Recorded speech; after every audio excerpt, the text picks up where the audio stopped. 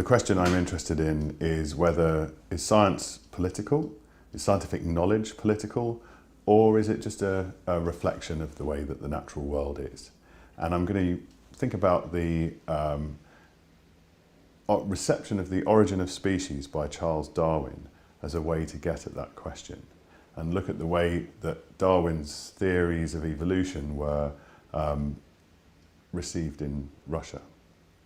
So Darwin published The Origin of Species in 1859, and it contained his theory of evolution. And in the 1860s, Darwin's work was read in Russia, and people responded to it in a very interesting way, because on the whole, they enjoyed it. They thought it was a really profound theory, but they also criticized it. They said there were things wrong with it, and some very particular things that Russia was quite distinctive in rejecting. And one of the things that they said was that English politics, or the English system way of life, was built into Darwin's theory, and that it wasn't really a true reflection of nature, and it had to go.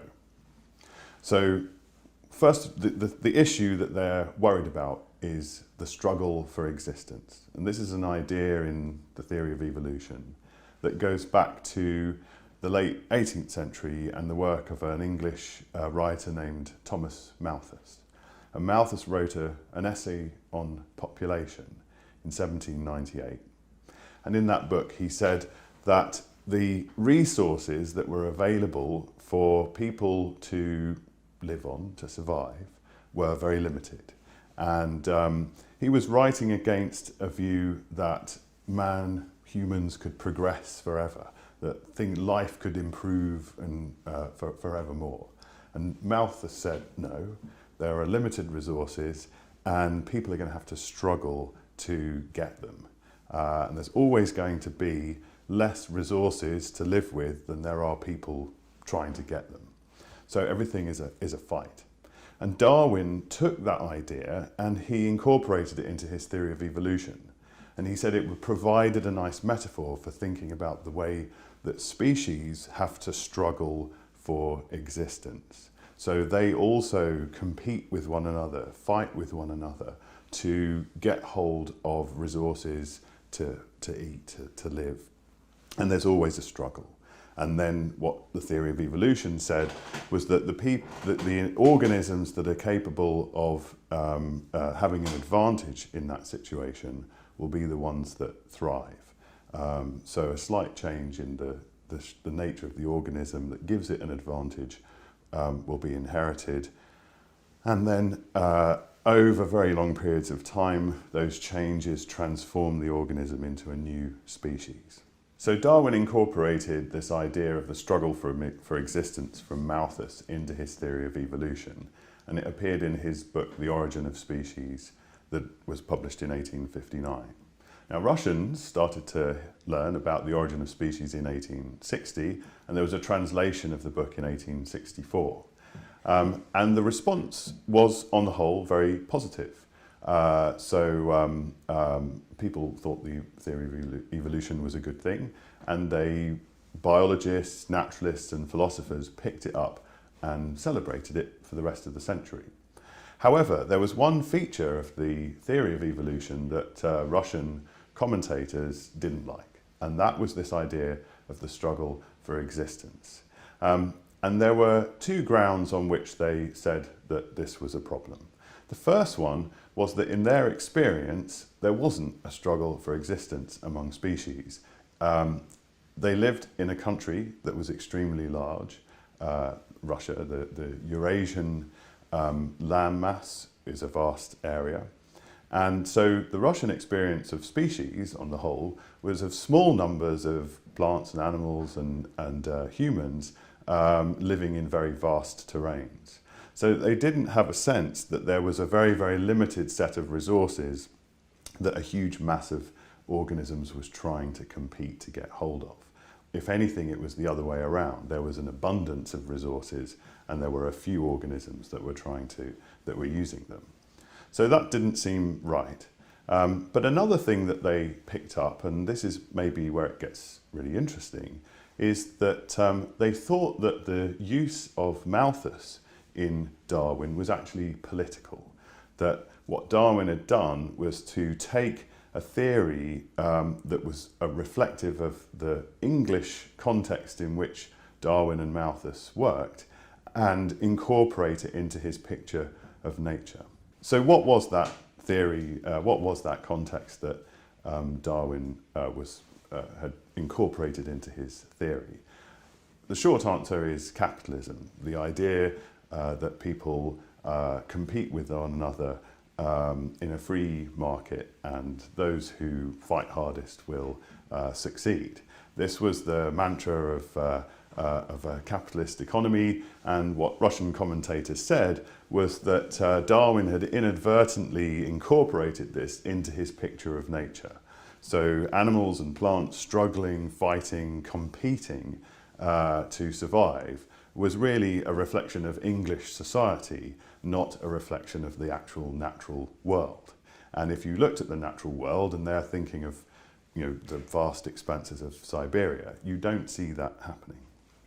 So there were various ways that Russians elaborated on this idea. One of them was to say, we do think there's a struggle for existence, but it's presumably more complicated than Darwin makes out. It's not just a matter of incorporating Adam Smith and Malthus into your picture of nature. You've got to be more careful about what you mean by the relationships between animals and plants. So, for example, it's fair to say that organisms struggle with their environment. Life is tough. But that isn't the same as saying they're competing. There's also a question of whether species compete with one another or compete within the species.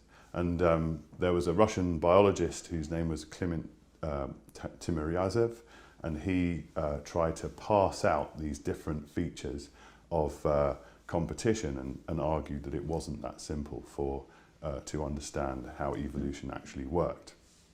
Now the result of all of this, among both philosophers and biologists who read Darwin, was that they proposed different ideas about how evolution worked.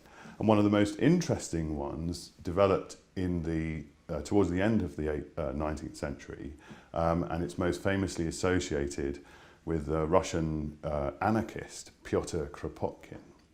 Now what Kropotkin said, and he was following some biologists that he'd heard earlier writing about this, what Kropotkin said is actually, look, what you see in nature that's much more common than struggle is cooperation.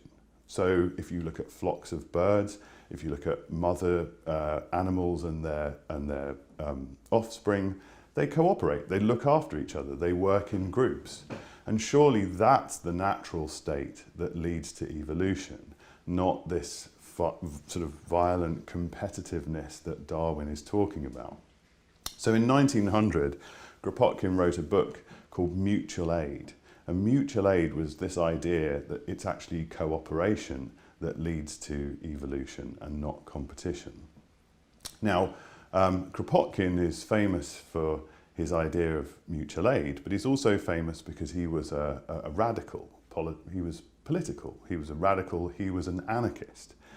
Anarchists argued in the late 19th century that if you left humans in a state of nature, contra the ideas of people like Thomas Hobbes or English capitalists, they wouldn't all compete and fight with one another, they would cooperate. So if you took the state away, then people would work together and live happily together and work out how to go on without any coercion or all the problems that Kropotkin and his friends thought came with the state. So in fact, his picture of nature is a quite anarchist view of how nature works. And what he'd effectively done was to take the Russian context that he was in and incorporate it into his picture of nature. So this story is interesting because what it seems to show is that a scientific theory can take its local context and the political values that belong to it and incorporate those into stories about the natural world.